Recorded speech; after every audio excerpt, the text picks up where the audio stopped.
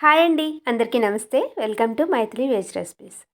ఈరోజు వీడియోలో మనకి ఒంట్లో ఓపిక లేనప్పుడు కానీ, ఇంట్లో కూరగాయలు ఏమీ లేనప్పుడు కానీ, కొన్ని వంటలను అయితే ఫిక్స్డ్గా చేసుకుంటూ ఉంటాం. అలాంటి వాటిల్లో పుదీనా పెరుగు పచ్చడి ఒకటి. అందులోనూ వర్కింగ్ ఉమెన్స్కైనా బ్యాచిలర్స్కైనా కూడా ఇది చాలా బాగా యూజ్ అవుతుంది. ఒక్కసారి చేసి పెట్టుకున్నామంటే 20 డేస్ వరకు కూడా ఇది స్టోర్ చేసుకోవచ్చు.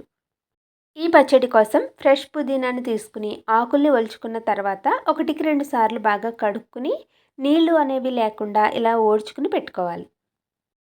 తర్వాత పాన్లోకి 1 స్పూన్ నూనెని వేసుకోవాలి. నూనె వేడెక్కిన తర్వాత మనం కడిగి పెట్టుకున్న పుదీనా ఆకుల్ని, కారానికి తగినట్లుగా పచ్చిమిర్చిని వేసుకోవాలి. ఈ పచ్చడిని పూర్తిగా పచ్చిమిర్చితోటే చేసుకుంటాం కాబట్టి మీరు తినే కారాన్ని బట్టి, తీసుకున్న పుదీనాను బట్టి పచ్చిమిర్చిని వేసుకోవాలి. ఇది మగ్గడానికి కూడా మనకి ఎక్కువ టైం అయితే పట్టదు. ఒక 5-10 నిమిషాల టైంలో ఇది మగ్గిపోతుంది. స్టవ్ ఫ్లేమ్ని లోలో పెట్టుకుని ఇలా కలుపుకుంటూ ఒక 5 నిమిషాల పాటు మగ్గించుకోవాలి.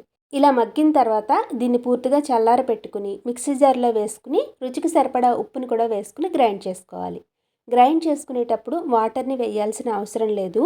గ్రైండ్ చేశాక కూడా మెత్తటి ముద్దలా కాకుండా కొంచెం బరకగా పొడిగానే ఉంటుంది.